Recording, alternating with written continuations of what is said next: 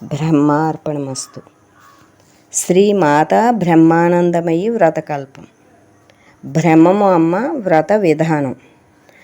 అమ్మ యొక్క పథకము కానీ లేదా అమ్మ పటమును కానీ పూజామందిరంలో ఉంచి పూలతో అలంకరించి పూజను ప్రారంభించవచ్చును. ఏ విధమైన పండ్లనైనను నివేదించవచ్చు. అమ్మ నిజానికి ద్వంద్వాతీతులు, ఆది మధ్యాంతరహితులు. ఈ వ్రతం ఆచరించుట మన బ్రహ్మీస్థితి కొరకు. బ్రహ్మధ్యాసతోనే అమ్మను ప్రసన్నం చేసుకోవాలి. బ్రహ్మీ ధ్యానంతోనే బ్రహ్మ వ్యాపకత్వాన్ని గ్రహించాలి. వ్రతమనున్నది ఏకాత్మ స్వరూపంగా నిలుచుటకు ధ్యాన సిద్ధికి సహకరించును. తద్వారా అద్వైతం సిద్ధించును. అంటే ఇక్కడ మనం అనంత బ్రహ్మస్వరూపాలం అనే అనుభవానికి వ్రతం చేస్తున్నాం. ఈ దేహము నేను అన్న స్వభావం నశించి అంతటా ఉన్న బ్రహ్మమే నేను అని మనకు అనుభవం కలగడానికి ఈ వ్రతం మనకి భగవంతుడు బ్రహ్మస్వరూపం మనకి ఇచ్చింది. కావున బాహ్య నియమాలు ఏమీ లేవు, అంతరశుద్ధే ప్రధానం.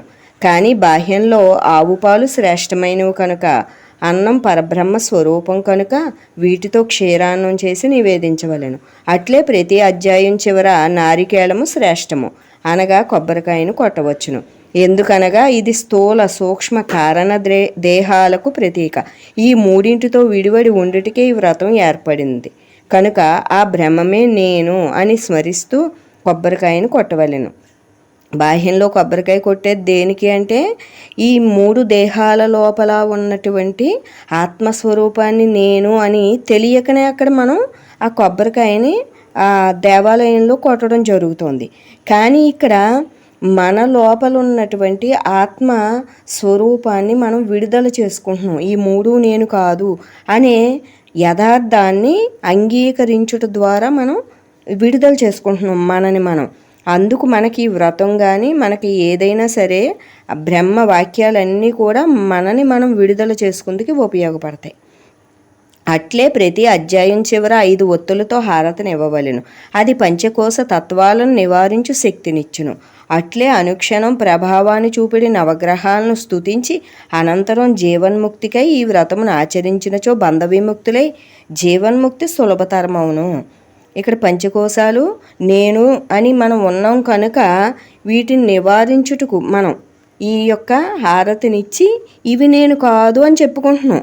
ఒక భగవంతుడికి ఒక ప్రమాణం చేసినట్లుగా అక్కడ ఒత్తులు వెలిగించి మనం ఏం చెప్పుకుంటున్నాం? నేను బ్రహ్మస్వరూపాన్ని అని చేస్తున్నాం ప్రతిదీ కూడా. ఈ వ్రతమును ఆచరించినచో బంధ విముక్తులై జీవన్ముక్తి సులభతరమవును. మనిషి నిశ్చల స్థితిలో ఉండుటే జీవన్ముక్తి. నిశ్చలత్వానికే ఈ వ్రతం సహకరించును. వ్రతానికి అమ్మ జన్మించిన చైత్రమాసంలో శుక్రవారం శ్రేష్టమైంది. ఇంకను జ్ఞాన సంకేతములైన గురు పౌర్ణమి, గీతా జయంతి వ్రతానికి శ్రేష్టము. ఈ వ్రతాన్ని ప్రాతకాలాన్నే దేహ మనోశుద్ధి గావించుకుని నిష్కామంగా బ్రహ్మీ స్థితికై ఆచరించవలెను. అంటే మనసుని నిష్కామంగా అక్కడ ఏ కోరికలు లేకుండా ఈ వ్రతంతో నేను బ్రహ్మీ స్థితిని నిలబెట్టుకోగలుగుతాను అని మనం చెయ్యాలి. ప్రతి పర్వదినము వ్రతానికి శ్రేష్టమైందే. యజ్ఞాలు యాత్రలు చేస్తే మోక్షం రాదు. నిన్ను నీవు తెలుసుకుని ఆ స్థితితో జీవిస్తే అదే మోక్షము. కానీ నిన్ను నీకు దర్శింపజేసేదెవరు? నీ స్వరూప స్థితిని నీకు అందించేదెవరు?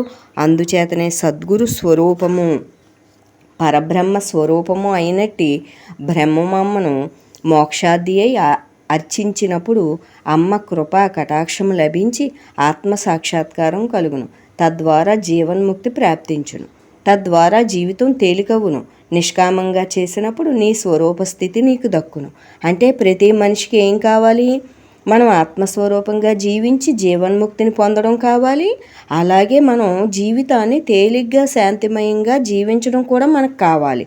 ఈ రెండింటికి ఏకైక మార్గం.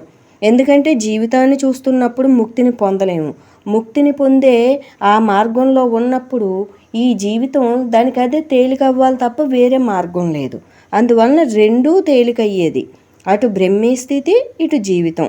తేలికయ్యేది ఏమిటి అంటే కనుక బ్రహ్మజ్ఞానమే కనుక అట్టి బ్రహ్మజ్ఞానాన్ని ప్రసాదిస్తున్న అమ్మని మళ్ళీ వ్రత రూపాన మనం అర్థిస్తున్నాం. శ్రీమాతా బ్రహ్మానందమయి వ్రత విశిష్టత. అమ్మ వ్రతమును నిష్కామంగా ఆచరించినచో జీవ బ్రహ్మైక్యము కలుగును. సాకారంలో మనసావాచ కర్మణ చేస్తారు, కానీ ఇది నిరాకార బ్రహ్మవ్రతం కావున బ్రహ్మంగానే చెయ్యాలి, మనసు లేని స్థితిలో చెయ్యాలి. అమ్మ బోధించినది అతీతమైన బ్రహ్మజ్ఞానము. అమ్మ ప్రసాదించే జీవన్ముక్తి ఎంతో కష్టపడితే గాని సిద్ధించని స్థితి అమ్మ అతి సులభంగా అందిస్తున్నారు. నీవు బ్రహ్మమే అయి ఉన్నావు అనేదే అమ్మ బోధన. ఇట్టి సత్యం అనుభవం కాగానే సాధకుడు సర్వబంధ విముక్తుడైపోతాడు. అంటే మనకు అనుభవమే ప్రధానం. నేను బ్రహ్మమునై ఉన్నాను అనే అనుభవానికి వివిధ మార్గాలు మనం అవలంబిస్తున్నాం. ఆ మార్గాల్లో ఇది ప్రధానమైన మార్గం. ఈ యొక్క వ్రతం అనేది ఈ సర్వబంధ విముక్త స్థితికి, అంటే ఆంతర్యంలో అన్నీ కూడా మనకి జరిగేది ఆంతర్యంలోనే. ఈ బంధ విముక్తి కూడా మన లోపలే. అటుపైన బంధరహితంగా జీవన్ముక్తితో బ్రతకడానికే అమ్మ యొక్క పూజలు వ్రతాలు మనకి సహకరిస్తాయి. బ్రహ్మీ స్థితి అందనివానికి వ్రతం ద్వారా అందును, అందినవానికి స్థితి తప్పిపోకుండా ఉండును. అమ్మ ఈ సృష్టికి అతీతులు. ఏ ఖాళీ నుండి వచ్చినారో అదే బ్రహ్మఖాళీలో ప్రతి ఒక్కరిని ఉంచుతున్నారు. అంతరంగాన్ని ఖాళీ చేయుచున్నారు. భూత భవిష్య తలంపులను తీసి స్వరూప స్థితిని నింపుతున్నారు. మానవుని పంచేంద్రియాలు దృశ్యాన్నే గాని ఖాళీని గ్రహించలేవు, శబ్దాన్నే గాని మౌనాన్ని తెలుసుకోలేవు, మనసు దేహాన్నే గాని మూలాన్ని గుర్తించదు. ఈ వ్రతం ఇంద్రియాలను నియంత్రించు శక్తినిచ్చును, ఏకాత్మగా నిలుపును. మానవునికి అఖండ బ్రహ్మైక్యం అసాధ్యం. అమ్మ బ్రహ్మమే బ్రహ్మంగా వచ్చారు కనుక అమ్మ వ్రతంతో బ్రహ్మము కృపకు పాత్రులే ఐక్యం సుసాధ్యమవును. అంటే ఐక్యం అనేది ఎంతటి అసాధ్యమైన ఈ యొక్క బ్రహ్మజ్ఞానం ద్వారా, బ్రహ్మ ఆచరణ ద్వారా, బ్రహ్మానుభవం ద్వారా సుసాధ్యమవుతుంది. అమ్మ అనంత బ్రహ్మమైనను సాకారంగా పరిమితంగా సాధక రక్షణార్థం వచ్చి ఉన్నారు. కావున అమ్మ యొక్క ప్రతిమను ప్రతిష్ఠించుకుని ఈ వ్రతమును చేయవచ్చు. ఇది పరిమితమైన అర్చన అయినను అపరిమితమైన బ్రహ్మమునకు తీసుకుని పోవును. ఇది బ్రహ్మ ప్రకాశ మార్గము. ఇది ధ్యాన స్థితిని సిద్ధింపజేసి అజ్ఞాన అంధకారాన్ని పారద్రోలును. ఇంతవరకు మనం ఈ వ్రతం యొక్క విశిష్టత ఏమిటి, ఎలా చెయ్యాలి అనేది మనం తెలుసుకున్నాం. ఇప్పుడు వ్రత ఆరంభం, దీపారాధన. ఓం దీపారాధనం మనోప్రక్షాళనం దీపదర్శనం ఆత్మసందర్శనం బ్రహ్మార్చనం జ్ఞానోదయం బ్రహ్మ ఆచమనం. ఓం స్వస్వరూపాయ స్వాహ, ఓం సర్వస్వరూపాయ స్వాహ, ఓం అఖండ బ్రహ్మస్వరూపాయ స్వాహ. అంటే ఇక్కడ మనం ఈ యొక్క సాకారంలో ఆచమనం చేసినప్పుడు నారాయణుని కేశవుణ్ణి మనం ఏం చేస్తున్నాం, అక్కడ ఆహ్వానించి నీవే నేను అని చెప్పకనే చెప్తున్నాం. ఇక్కడ నేను బ్రహ్మమునై ఉన్నాను అని మన యథార్థ స్థితితోటి స్వస్వరూపాన్ని నేను, సర్వస్వరూపాన్ని నేను, అఖండ స్వరూపాన్ని నేనని మనం ఆచమనం చేస్తున్నాం. బ్రహ్మ విఘ్నేశ్వర ప్రార్థన. ఓం ప్రథమ గణాయ గణనాథాయ మూలాధార నిలయాయ సహస్రార సహాయ జీవాధారాయ శివపుత్ర పాత్రాయ వేదకరాయ నాదప్రియాయ బ్రహ్మ యజ్ఞోపధరాయ సద్గురు నేస్తాయ సాకార ప్రముఖాయ ఓం నమోస్తుతే లోకపూజ్యాయ. మనం ఏం చేసినా విఘ్నేశ్వర ప్రార్థనతోనే మొదలు కాబట్టి ఇది బ్రహ్మ విఘ్నేశ్వర ప్రార్థన. బ్రహ్మము నుంచి బ్రహ్మంగా అక్కడ సాకార దైవానికి ఇవ్వబడింది. బ్రహ్మము సంకల్పం.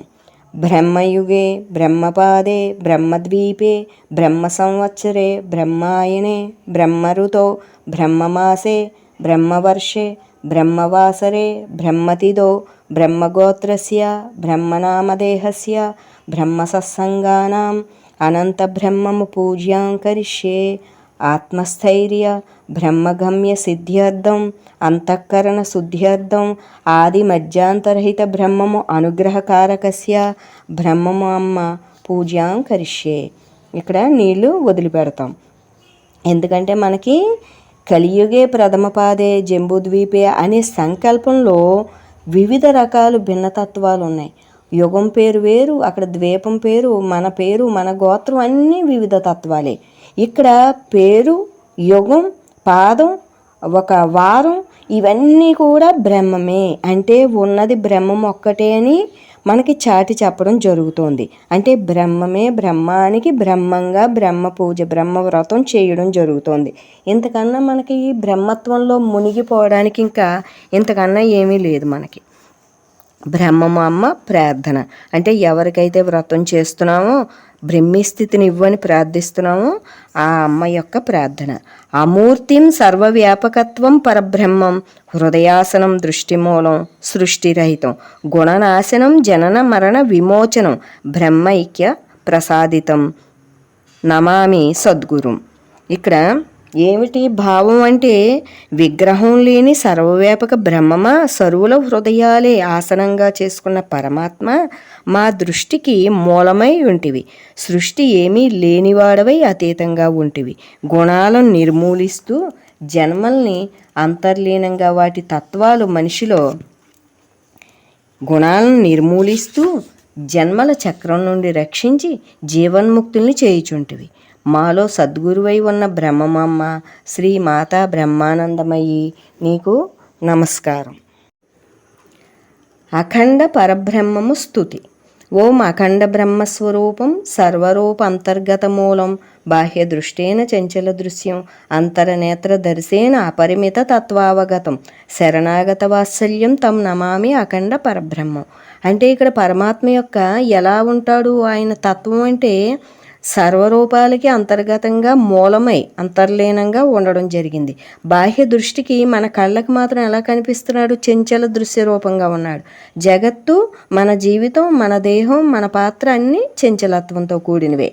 కానీ లోపల అంతర్లీనంగా అఖండంగా నిశ్చలంగా మహామౌనంగా బ్రహ్మస్వరూపం ఉంది. అందువలన అంతరనేత్ర దర్శైన అపరిమిత తత్వావగతం అంటే మనం లోపల మనోనేత్రం తెరచుకుని మనని మనం దర్శించి ఆ ఆత్మస్వరూపమే మనమై చూసినప్పుడు ఆ అపరిమిత తత్వం మనకు అవగతం అవుతుంది. అంతటా నువ్వే ఉన్నావా, అందరిలో నువ్వే ఉన్నావా, అసలు ఉన్నది నువ్వేనా అని మనకి అవగతం అవుతుంది. అందువలన శరణాగత వాత్సల్యం తం నమామి అఖండ పరబ్రహ్మం అని మనకి పరబ్రహ్మాన్నే స్తుతించడానికి మనకి భగవంతుడు ఇచ్చాడు. తనని స్తుతించడానికి తానే మనకి అందించాడు. ఇక్కడ నామావళి. ఓం సర్వసృష్టి మూల నివాసినే నమః. ఓం వేద తరంగాయ నమః. ఓం మౌన ప్రదాయ నమః. ఓం అఖండ జ్యోతి స్వరూపిణే నమః. ఓం జ్ఞాన పవనాయ నమః. ఓం ధ్యాన ప్రియాయ నమః. ఓం బ్రహ్మ వలయాయ నమః. ఓం అవ్యక్త నిధయే నమః. ఓం రూపాంతర నివాసాయ నమః. ఓం సత్సంగ ప్రకాశినే నమః. ఓం సర్వరూప మూలాయ నమః. ఓం సర్వరూపధరాయ నమః. ఓం సర్వరూపాధారాయ నమః. ఓం అగోచరాయ నమః. ఓం మౌనాస్త్రధరాయ నమః. ఓం అద్వైత ధ్యేయాయ నమః. ఓం సాధుజన సాంగత్యాయ నమః. ఓం సాధక సంచిత నిర్మూలినే నమః. ఓం సత్యస్థాపినే నమః. ఓం కాలచక్ర విముక్తాయ నమః. ఓం చతుర్వేద నిలయాయ నమః. ఓం సూక్ష్మమార్గ ప్రబోధినే నమః. ఓం నిర్భావ తత్వాయ నమః. ఓం అఖండ నేత్రాయ నమః. మనం ఇక్కడ పసుపు కుంకుమ పూలతోటి అక్షంతలతోటి మనం అమ్మ యొక్క ఆ ఫోటోను కానీ ప్రతిమను కానీ మనం అర్చించుకోవాలి.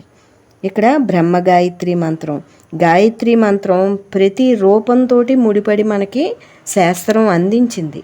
ప్రతి దేవతామూర్తికి గాయత్రీదేవిని కలిపిన మంత్రం ఉంటుంది. విష్ణు గాయత్రి, శివ గాయత్రి, దుర్గా గాయత్రి ఇలా ఉంటాయి మనకి.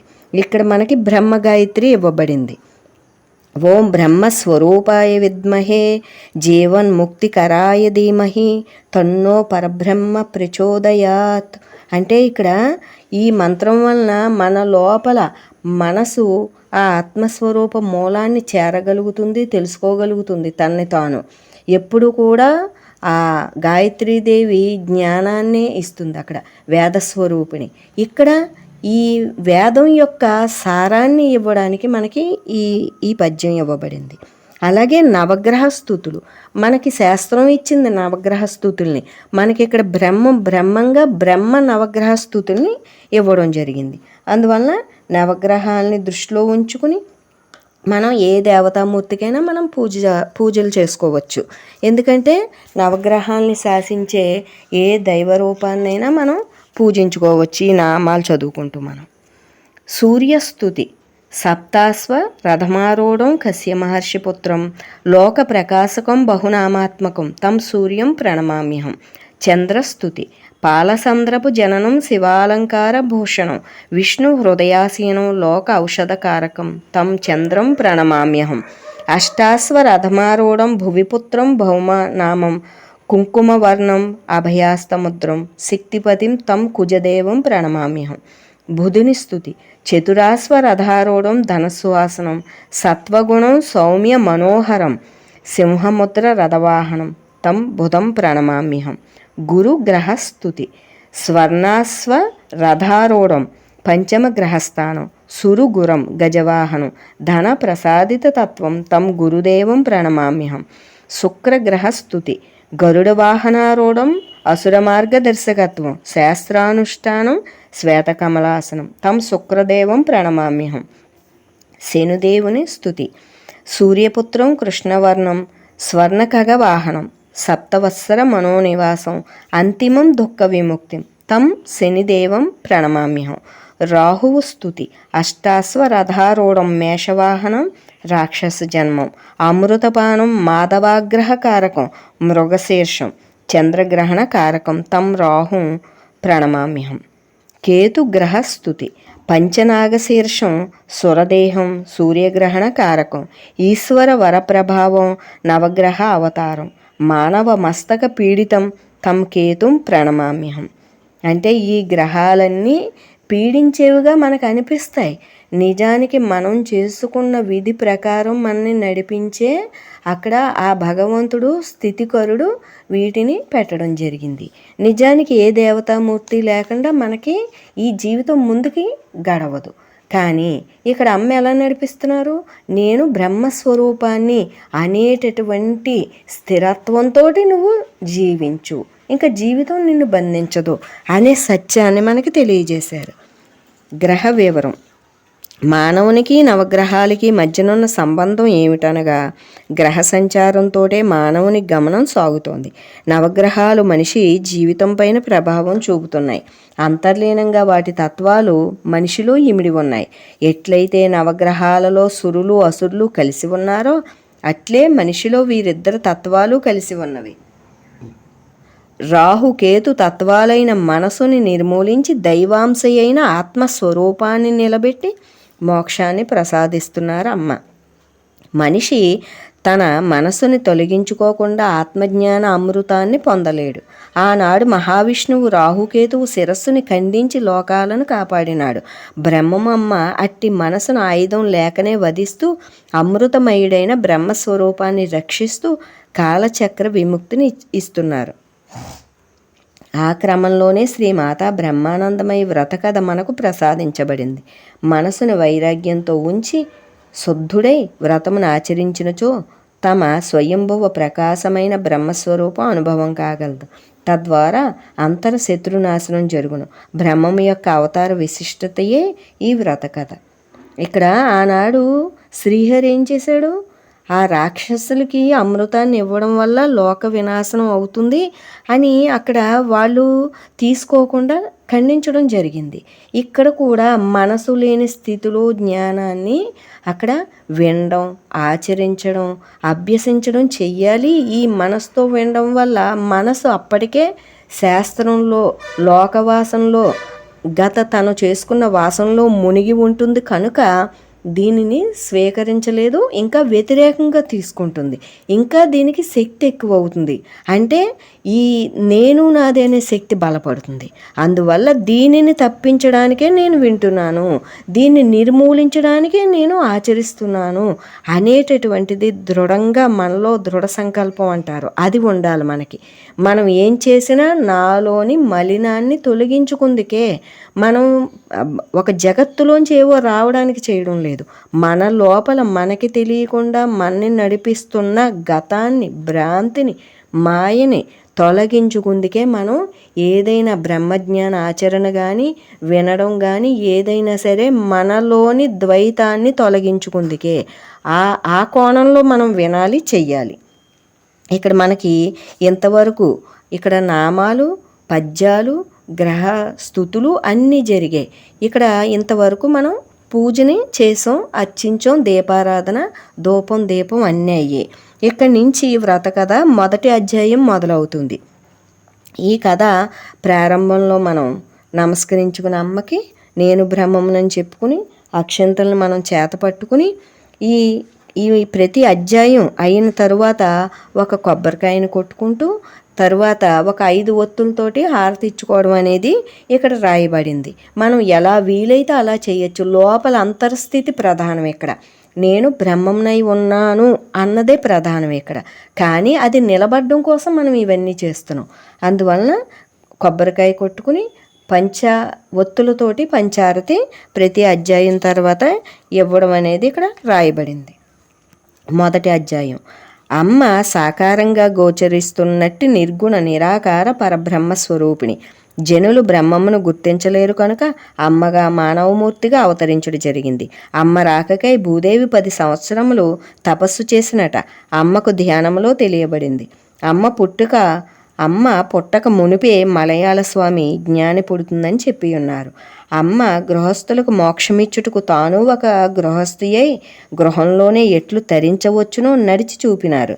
బ్రహ్మ ధ్యానంతో స్థూల సూక్ష్మ కారణ దేహపు చర్యలను అరికట్టి మహాసూక్ష్మంగా ఉన్న అంతరాత్మను చేరుకుని అదే నీవై నిలిచి నిన్ను నీవు దర్శించాలన్నదే అమ్మ రాకకు కారణం. ఎందుకు నిన్ను నీవు దర్శించాలి అంటే నిన్ను నీవు మర్చిపోయావు కనుక. నీవు మాధవుడవు, కానీ మానవునిగా దేహభ్రాంతిలో ఉన్నావు. కావున నీవు బ్రహ్మస్వరూపానివి. అంతటా ఉన్నది నీవు బ్రహ్మస్వరూపం, అంతటా ఉన్నది అదే అని తెలుపుటకు వచ్చినారు. అట్లు తెలియజేస్తూనే సృష్టి స్థితి లయాలకు అతీతంగా ఉండగలిగే శక్తినిస్తూ అంతరంగమంతా ఖాళీగా ఉండునట్లు చేస్తున్నారు. ఈ మూడింటికి అతీతంగా ఉండే స్థితే బ్రహ్మీ స్థితి. నిస్సంకల్ప స్థితిని నేర్పి సృష్టి నివృత్తిని గావిస్తూ వైరాగ్య భావం అలవర్చి భవిష్యబంధం లేకుండా చేయుచు సదా స్వరూప ధ్యాసలో ఉంచుట ద్వారా కాలాతీతుణ్ణి చేయుచున్నారు. కాలాతీత స్థితే ముక్త స్థితి, బ్రహ్మీ స్థితిలో ఉండుటే కాలాతీత స్థితి. అట్లు ఉంచగలిగే శక్తి అమ్మకి మాత్రమే ఉంది. ఎందుకనగా అమ్మ నిర్వికల్ప సమాధి స్థితిలో ఉండే అన్నీ చేస్తారు. అమ్మ ధ్యాన నిమగ్నమై ఉన్నప్పుడు అంతా నేనే అన్న అనుభవం కలిగింది. అండపిండ బ్రహ్మాండమంతా తానేనన్న అనుభవాన్ని పొందినారు. ఉన్నది తానేనని అమ్మ గ్రహించినారు. అట్లే ప్రతి ఒక్కరూ బ్రహ్మమే అయి ఉన్నారు. అందరిలో ఉన్నది ఒక్కటేనని ఏకమేవ అద్వితీయం బ్రహ్మ అనిడి మహావాక్యానికి అర్థం తానయ్యారు. అంటే ఇక్కడ చెప్పడం కాదు, ఆచరించి అదే తానై తనని చూపిస్తున్నారు. మనం ఎలా ఉండాలో అమ్మ తనని చూపించి ఇలా ఉండాలి అంటున్నారు. ఎక్కడ చూపించడానికి ఇది గ్రంథాల్లో, తాళపత్రాల్లో, మ్యాపుల్లో దొరికేది కాదు. ఆలయాలు చూపించి ఇలా ఉండాలి ఈ దేవతామూర్తిలాగా అనడానికి లేదు. ఉన్నది నిరాకారమైంది యథార్థాన్ని చూపించుటకు తానే అక్కడ అర్థం తానైపోయారు. అమ్మ అఖండ బ్రహ్మం. అమ్మ జీవితం చతుర్వేద నిలయం. అమ్మ వాక్కు వేదసారం. అమ్మ దృష్టి బ్రహ్మము కరుణకు ప్రతిరూపం. అట్టి అమ్మ యొక్క బ్రహ్మతత్వాన్ని గ్రహించి తరిద్దాం. ప్రథమ అధ్యాయం సమాప్తం. ఇక్కడ మనం కొబ్బరికాయ కొట్టి ఆరతిచ్చుకోవాలి. రెండవ అధ్యాయం ప్రారంభం. బ్రహ్మమమ్మ సగుణంగా జన్మకొచ్చి ఏం చేశారో వినండి. బ్రహ్మభావన జ్ఞాన సాధన సత్సంగాన్ని నిర్మించి ప్రతి సాధకునికి బ్రహ్మ విద్యను అందించి జీవన్ముక్తిని ప్రసాదించినారు. సాధకుడు దేహం నేనని అహంకారంతో ఉన్నందున పంచకోశాలు, పంచేంద్రియాలు, మనసు, బుద్ధి ఇవేమీ నీవు కాదు, నీవు సాక్షాత్తు బ్రహ్మస్వరూపానివి అని వారి యొక్క భ్రాంతిని తొలగించి ఆత్మసాక్షాత్కారం గావించి తరింపజేయుచున్నారు. అమ్మ మాటల్ని ఆచరిస్తూ అమ్మ నడతను అనుసరిస్తూ స్వధర్మ పారాయణే ఆత్మస్వరూపంగా ప్రకాశిస్తున్నారు. బ్రహ్మజ్ఞాన సత్సంగంలో ప్రతి ఒక్కరూ తమ గతాన్ని, భవిష్యచింతన్ని వీడిన వారై తేలిగ్గా సంసార సాగరాన్ని దాటుతున్నారు. బ్రహ్మస్వరూప తీరం చేరుకొనుచున్నారు. అంటే ఇక్కడ మనకు అడ్డు ఏమిటి అంటే గతము భవిష్యత్తు కనుక ఈ వర్తమానంలో నీతో నీవు నీవుగా ఉండు, నిన్నే చూస్తూ ఉండు అనేది మనకి చెప్పబడింది. వర్తమానాన్ని వినియోగించి జన్మను ఉద్ధరించుకోవాలి తప్ప మనకు వేరే మార్గం లేదు. వారి ఆత్మప్రకాశమే వారి మార్గదర్శి. ఎవరిని వారే ఉద్ధరించుకోవాలి. అంటే మన ఆత్మజ్యోతిలో ఆ వెలుగులో మనం ముందుకు అడుగేయాలి. అప్పుడే మనకి ఆగామి ఏర్పడదు.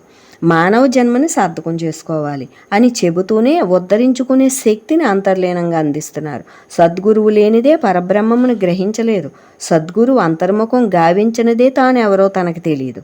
తన్ని తాను దర్శించినప్పుడే భగవంతుణ్ణి తెలుసుకోగలడు. అదే అద్వైతం. ఇక్కడ అద్వైతం ద్వైతం ఏమిటి? ఈ మధ్యనున్న అడ్డు అంటే నువ్వు ఇటు చూస్తే దేహం నేననుకుంటే ద్వైతంగా కాలచక్రంలో తిరుగుతావు. అంతర్లీనంగా అంతర్ముఖమై అంతరాత్మని గుర్తించి అదే నీవుగా ఉంటే అద్వైతంలో మునిగి ఉన్నవాడు అవుతున్నావు. అంతకు మించి ఇక్కడ అంతర్ముఖం బాహ్యముఖం ఈ రెండే ఈ అద్వైతాన్ని ద్వైతాన్ని మధ్యన అడ్డుగోడగా ఉన్నది ఒక్కటే బ్రహ్మము, అదే నీవు అని అద్వైతాన్ని బోధించి అందులో చేర్చి ధ్యాన స్థితి ద్వారా, కృపాదృష్టి ద్వారా, అన్న ప్రసాదం ద్వారా, గ్రంథాలను పంచిపెట్టుడు ద్వారా అందరినీ జీవన్ముక్తుల్ని చేయుచున్నారు. అంటే ఏదో విధానంలో వాక్కు కానీ అక్కడ గ్రంథాలు కానీ ప్రసాదం కానీ ఏదైనా ఒక వ్యక్తిని మానవుణ్ణి మాధవుడిగా మారుస్తుంది అనే సంకల్పం అక్కడ. అమ్మ ప్రేమ అంతా నేనే అనేది ప్రేమ. ఎవ్వరూ తనకన్నా అన్యులు గారు, తాను తప్ప రెండవది లేదు, అంతా తానే. అలా ఉండుట వల్ల సాధకుడు నేను బ్రహ్మమునని స్మరించినంతనే బ్రహ్మము యొక్క కృప కలుగుతోంది. బ్రహ్మ ధ్యానము చేసినంతనే ఆ బ్రహ్మము కన్నా నేను వేరు కాదు అనే సత్యానుభవం కలుగుతోంది. 2వ అధ్యాయం సమాప్తం. 3వ అధ్యాయం ప్రారంభం. బ్రహ్మము అమ్మను శరణు వేడిన ప్రతి సాధకుడు భవబంధ విముక్తులై, గుణాతీతులై, భావాతీతులై, సాక్షి స్వరూపులై, తమలో కదలాడే మనస్సుని వెంటనే తొలగించగలిగే శక్తివంతులై ఉన్నారు. ఇక్కడ శరణు అని మనం నడవాలి. శరణని గాలిలో దీపంలా కాకుండా శరణని మనం మనసులో తలంచి మనం చెప్పిన దానిని ఆచరించినప్పుడు అది నిజమైన శరణాగతి. అంటే ధ్యానస్థితి పటిష్టమైన వారు తమలో మనసు జనించక బ్రహ్మ విగ్రహం వలె ఉంటున్నారు. పంచభూతాలలో జీవించు ప్రతి జీవికి పంచభూత ప్రభావం చేత తమ ఆత్మప్రకాశం చుట్టూ నేను నాది అనేది పరిమిత స్వభావం అలముకుంటుంది. దాన్ని అమ్మ సహకారంతో బ్రహ్మధ్యానంతో తొలగించుకుంటూ అపరిమిత బ్రహ్మానుభవాన్ని ప్రతి ఒక్కరూ పొందగలుగుతున్నారు. అంటే నేను నాది అనేది సహజంగా ఉంటుంది. అంతకన్నా సహజంగా ఉన్నది స్వయంభువ ప్రకాశ ఆత్మతత్వం. అటువంటి దాన్ని నేను అని చెప్పి మనం తెలుసుకోవాలి తప్ప మిథ్యా నేనుగా ఉండకూడదు. ప్రతి సత్సంగి మనసు లేని స్థితిలో ఉంటున్నాడు. మనసే కాలచక్రంలో పడవేయును. అమ్మ ఏకాత్మగా నిలిపి మనసుని సాక్షిగా చూడమని అకర్తం చేయుచున్నారు. బ్రహ్మ సాధకుడు సాధనలో ద్వైతం నశించిన వాడై బ్రహ్మంగా మిగిలి మనసు రానివ్వక తాను అద్వైతుడయ్యే ప్రయత్నం చేయుచున్నాడు. అమ్మ ఆ అనంత తత్వాన్ని ఈ బ్రహ్మస్వరూపం చెంతకు ఈ బ్రహ్మస్వరూపాన్ని అనంత స్థితికి చేరుస్తున్నారు. అంటే నువ్వు అదే ఉన్నావు కదా. ఇక్కడ సద్గురువు ఏం చేస్తున్నారు అంటే ఏమిటంటే నువ్వు బాహ్యముఖంగా వచ్చేసావు, అంతర్లీనంగా అనంత బ్రహ్మం ఉంది కాబట్టి ఇటు తిప్పడం జరుగుతోంది నిన్ను పరమాత్మకేసి. అలాగే పరమాత్మ కృపని ఇక్కడ ఈ సాధకుడికి కురిపించేలా చేస్తున్నారు. ఎప్పుడు కలుగుతుంది? నువ్వు జ్ఞానాన్ని ఆచరిస్తూ నీ జీవితాన్ని బ్రహ్మంగా గడిపినప్పుడు పరమాత్మ కృప మనపై కలుగుతోంది. ఈ ఇద్దరి మధ్య ఒక రాయభారం లాగా ఆనాడు శ్రీకృష్ణ పరమాత్మలాగా ఇక్కడ మనకి ఈ మనసుకి ఆత్మస్వరూపానికి మధ్య రాయభారం చేసి మనసుని మూలంకేసి తిప్పడం, అలాగే మన ఆత్మస్వరూపాన్ని పరమాత్మ వైపు నడిపించడం, ఇవన్నీ మన జీవితాంతం జరుగుతూ ఉంటాయి. ఇవి మన స్థితిని బట్టి స్థిరత్వాన్ని పొందుతాం. ఆ స్థిరత్వంలో ధ్యానించి మనం జీవించి ఉండగానే ఐక్యాన్ని పొందుతాం. అందువలన ఇక్కడ ఆ అనంత స్థితికి చేరుస్తున్నారు అమ్మ. బ్రహ్మము సర్వవ్యాపకుడైనను మధ్యలో గల దేహభావం దూరం చేసింది. అమ్మ బ్రహ్మభావాన్ని అలవర్చి ఆ దూరాన్ని తగ్గించి అద్వైతుణ్ణి చేయుచున్నారు. 2వ అధ్యాయం సమాప్తం. 3వ అధ్యాయం సమాప్తం. 4వ అధ్యాయం ప్రారంభం. అమ్మ బోధించే బ్రహ్మజ్ఞానము విన్నప్పుడు అర్థం కాదు, ఆచరించుచూ ఉండగా అసాధ్యము కాదు. సగుణారాధనకు శాస్త్రానికి వ్యతిరేకంగా అనిపించున్నది. కానీ అంతరంగంలో బ్రహ్మజాసలో ఉండగా కలిగేడ అనుభవము శాస్త్రంతో సరిపోవును. ఇక్కడ శాస్త్రం కానీ ఏదైనా మనకి భగవంతుడు సాకారంగా సగుణంగా ఇచ్చినది ఏది బ్రహ్మము కన్నా వేరు కాదు, అమ్మ చెప్పేదానికన్నా వేరు కాదు. మన అనుభవంలో శాస్త్రం, మనం ఎన్నాళ్ళు పాటించిన శాస్త్రం, ఈ బ్రహ్మజ్ఞానం మనకి సరిపోతుంది. మనకి అనుభవం కలిగినప్పుడు ఒప్పుకుంటాం. కానీ అమ్మ చెప్పినప్పుడు ఈ ప్రపంచానికి కానీ శాస్త్రానికి కానీ మన జీవితానికి కానీ వ్యతిరేకంగా అనిపిస్తుంది. ఎందువలన ఎన్నాళ్ళు మనం దాన్ని చూడలేదు, తెలుసుకోలేదు. అది పైకి కనిపించేది కాదు. బ్రహ్మజ్ఞానం అనేది ఆత్మస్వరూపంగా ఉండి నడుచుకుని ఆనందించి ధరించేది. అదంతా కూడా ప్రతి దైవ చరిత్రలో బ్రహ్మజ్ఞానం ఉండును. అన్నింటి మూలం ఇదే అయి ఉండును. జగత్తు యొక్క మూలం ఇదే అయి ఉన్నది. ప్రతి జీవుని మూలం ఇదే అయి ఉన్నది. మనిషి అహంకార మమకారాల్ని తొలగించుకున్నప్పుడు అంతటా బ్రహ్మమే ఉన్నదని గ్రహిస్తాడు. బ్రహ్మజ్ఞానం అంటే ఏ జ్ఞానం చేత సర్వత్రా ఉన్న బ్రహ్మమును గుర్తించగలరో అదే బ్రహ్మజ్ఞానము. అంటే బ్రహ్మమే తనని తాను తెలుసుకుని ఆ యొక్క స్థితితో అనంత బ్రహ్మాన్ని గుర్తించాలి. బ్రహ్మజ్ఞానం ద్వారా మన మూలాన్ని చేరతాం. మూలం వలన అనంత పరబ్రహ్మాన్ని గుర్తించగలుగుతాం. అట్లు గుర్తించగలిగే స్థితిని అమ్మ అందిస్తున్నారు. మోక్షాది జ్ఞాన నడత నడిచినప్పుడే అమ్మ బ్రహ్మీ స్థితిలో నిలపగలుగుతారు. అంటే మనం ఎంత ఉండాలో అలా ఉంటేనే అమ్మకి సులభం అవుతుంది. అఖండ బ్రహ్మమును అందించగలుగుతారు. నామరూప భిన్న చలనాలకు అతీతమైంది, ఆది అంతాలు లేనిది అయినట్టి బ్రహ్మము కనుల ముందు సర్వవ్యాపక ఖాళీగా కనిపిస్తున్నా జనులు గుర్తించలేరు. ఒక్క ఆత్మస్వరూప స్థితికే తెలియబడును. ఎందుకనగా అందరి ఆత్మస్వరూపము అనంత పరబ్రహ్మము వేరు కాదు కనుక, ఉన్నది బ్రహ్మం ఒక్కటే కనుక. అమ్మ ఏం చెప్పినా ఏం చేయించినా ఉన్నది బ్రహ్మం ఒక్కటే, అది నీలో ఉంది, అది నీవై ఉన్నావు అని చిట్ట చివరిగా మనకి అనుభవం కలిగించడానికే. నేను అదే అయి ఉన్నాను అని అనుభవం కలిగితే వాడు జీవన్ముక్తుడే. వాడు చేయవలసింది ఏమీ లేదు. ఈ పాత్రని బ్రహ్మంగా కొనసాగించడమే. స్థితి తప్పిపోకుండా తనకి తానే కాపలాదారి అయి అక్కడ కొనసాగించాలి. తన స్థితి జగత్తు వల్ల తన మనసు వలన ఈ తప్పిపోతూ ఉంటుంది. కాబట్టి ఈ మనసుని నిశ్చలపరిచి జగత్తుని లోపలికి తీసుకోకుండా జగత్తులోని బ్రహ్మాన్ని దర్శించడం. జగత్తు వల్ల మనం చెలించకుండా ఉండాలి అంటే జగత్తు యొక్క ఆధారం బ్రహ్మమే, నేనే, నన్ను నేనే చూస్తున్నాను అన్నప్పుడే నిశ్చలంగా నిశ్చంతగా ఉంటాడు. కనుక సర్వత్రా ఉన్నది ఒక్కటే ఒక్కటే అని మనని అక్కడ గుర్తించేలా చేస్తున్నారు అమ్మ. 3వ అధ్యాయం 4వ అధ్యాయం సమాప్తం. 5వ అధ్యాయం ప్రారంభం. సర్వవ్యాపక బ్రహ్మమును తెలుసుకోవలెనన్న ఆ సర్వవ్యాపక తత్వాన్ని మూసివేసిన మాయాతత్వాన్ని తెలుసుకోవలెను. మాయను తెలుసుకోవలెనన్న ఆత్మజ్ఞానమును పొందవలెను. ఆత్మజ్ఞానమును ఎవరికి వారే తెలుసుకోవలెను. ఎవరిలోని మాయని వారే పసిగట్టవలెను. ఆ శక్తిని కేవలం సద్గురువే ఇచ్చును. బ్రహ్మజ్ఞాన సత్సంగులకు బ్రహ్మమ్మ మనోనేత్రం తెరిపించి తద్వారా మాయను తెలిపి ఆత్మస్వరూప మూలంలో నిలిపి అంతటితో ఆపక ఆత్మస్థిరుడివై బ్రహ్మదృష్టితో చూడు అని జగత్తు నామరూప భిన్న తత్వపు మాయను గుర్తించు శక్తినిస్తున్నారు. అంటే ఇక్కడ మాయ అనేది ఎక్కడ ఉంది అంటే మనలో మనసు రూపంగా ఉంది. ఆ మనసు వివిధ తత్వాల్ని చూపిస్తోంది, వివిధ తత్వాలను ఆకర్షిస్తోంది, అవే అనుభవించాలి అంటోంది. కాబట్టి మాయను తొలగించుట అంటే మనసుని తొలగించుట. జగత్తుని మార్చలేం. జగత్తుని మనమేమీ నశించబెట్టేది కాదు. బ్రహ్మజ్ఞానం అంటే నీలో ఉన్న జగత్తుని అక్కడ నువ్వు చూసి జగత్తుని పట్టించుకొనక నా ఆధారంతో అది కదులుతోంది కనుక నేను నిశ్చల స్వరూపాన్ని, నేను నా స్థితిలో ఉంటాను అని మనం నిశ్చలంగా ఉండాలి. అప్పుడు ప్రతి సాధకుడు బ్రహ్మద్రష్టయ్యై అంటే బ్రహ్మ దృష్టిని మనం పొందగలిగినప్పుడు బ్రహ్మద్రష్టగా మనం నిలబడతాం.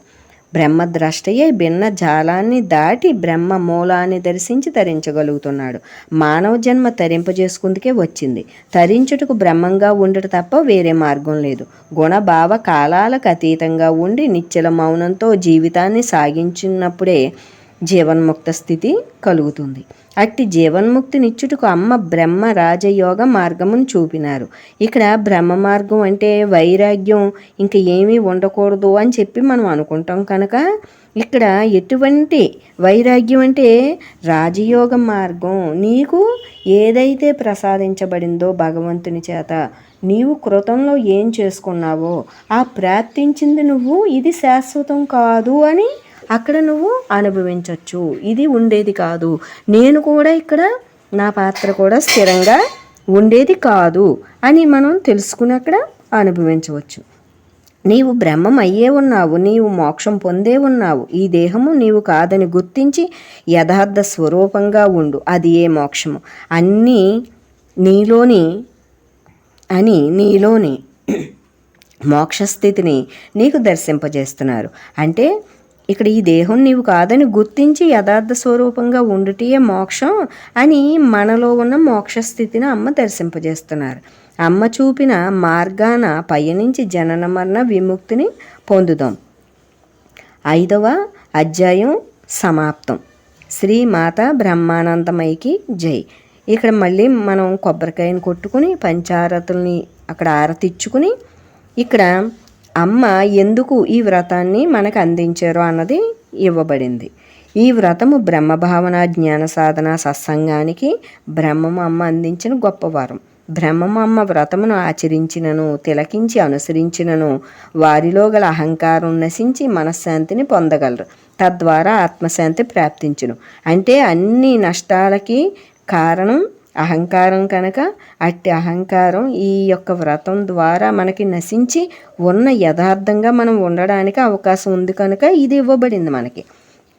భగవంతుడు సాకారంగా కానీ నిరాకారంగా కానీ ఏమి ఇచ్చినా మనం అక్కడ జీవించి ఉన్నంతకాలం ఆనందంగా ఉండడానికి, మరణించాక మళ్ళీ జన్మలేని స్థితిని పొందడానికి మనకి ఏది ఇచ్చినా బ్రహ్మం అమ్మ వ్రత మహిమ.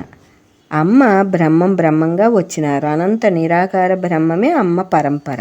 ఉన్నది ఉన్నట్లు ఉండుట, ఉన్నదే చెప్పుట, చెప్పినదే నడచుట, ఇదే అమ్మ ప్రత్యేకత.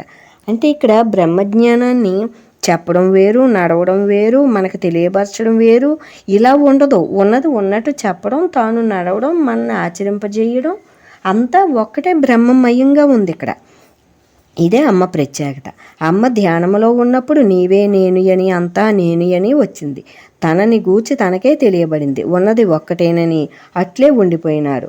సాకారంగా వచ్చినందుకు అటు గృహిణిగా ఇటు సద్గురువుగా సత్సంగులకు మాతృమూర్తిగా వ్యవహరిస్తూ సత్యమార్గాన్ని చూపుతున్నారు. అమ్మ తెలిబడి అఖండ సత్య దర్శనానికి ఈ వ్రతం సహకరించును. అమ్మ యొక్క సర్వవ్యాపక బ్రహ్మీస్థితి మనకు అందును. నిశ్చల ధ్యానం మౌనం అలవడును. తద్వారా యథార్థంగా ఉండగలం. అమ్మ తెలుపునది కృతయుగ స్థితి. ఇది ఆంతర్యంలో నిలుపుకోవలసిన స్థితి. ధర్మో రక్షతి రక్షిత అన్నారు. అట్లే బ్రహ్మో రక్షతి రక్షిత అని మనం వ్రతాన్ని ముగించుకుందాం. బ్రహ్మముగా నడుచువారిని ఆ బ్రహ్మమే రక్షించును. అంటే ఇక్కడ కృతయుగపు స్థితి కాబట్టి మనకి వ్యతిరేకంగా అనిపిస్తుంది. ఈ కలియుగంలో ఉన్నటువంటి వాతావరణం వేరు. కానీ మనం ఆ లోపల ఆంతర్యంలో ఆచరిస్తూ దాన్ని లోపల నిలబెట్టుకుంటే మనం ఆ యుగంలో మళ్ళీ అక్కడ ఉండగలిగే అవకాశం ఉంటుంది. లేకపోయినప్పటికీ కూడా మనం సర్వవ్యాపక బ్రహ్మస్వరూపంలో మనం కలిసిపోయి జనన మరణ చక్రానికి రాకుండా మనం మిగిలిపోగలుగుతాం. బ్రహ్మార్పణం మనకి 5 అధ్యాయాలు అక్కడ మనం చదువుకున్నాం. మళ్ళీ మనకి హారతిచ్చుకుని ఈ యొక్క క్షీరాన్నం నివేదించుకుని మనం ఆ అక్షంతల్ని ఆ ప్రసాదాన్ని మనం స్వీకరించాలి. తర్వాత ఇక్కడ బ్రహ్మము హారతి ఇవ్వబడింది. బ్రహ్మము హారతి అందుకొనుమా బ్రహ్మము అమ్మ, హారతి అందుకొని బ్రహ్మీ స్థితి నిలుపవమ్మ. మనసులోన భ్రాంతినే తీసినావు తల్లి, హృదయంలోన ఆత్మనే చూపినావు. మా ఆత్మజ్యోతి మూలం నీవమ్మ. హారతి అందుకొనుమా బ్రహ్మము అమ్మ, హారతి అందుకొని బ్రహ్మీ స్థితి నిలుపవమ్మ. గృహమునందు ధ్యానమే నేర్పినావు తల్లి, ఇహములోన మోక్షమే ఇచ్చినావు. ఈ విశ్వమంత ఉన్నది నీవమ్మ. హారతి అందుకొనుమా బ్రహ్మము అమ్మ, హారతి అందుకొని బ్రహ్మీ స్థితి నిలుపవమ్మ. దేహభావం తీసినావు తల్లి, మమ్ము యోగంలోన ముంచినావు. మా ఆత్మగమ్యం నీవమ్మ. హారతి అందుకొనుమా బ్రహ్మము అమ్మ, హారతి అందుకొని బ్రహ్మీ స్థితి నిలుపవమ్మ. బ్రహ్మార్పణమస్తు. బ్రహ్మార్పణం బ్రహ్మావిః బ్రహ్మజ్ఞో బ్రహ్మణాహుతం బ్రహ్మైవ తేన గంతవ్యం బ్రహ్మకర్మ సమాధినా.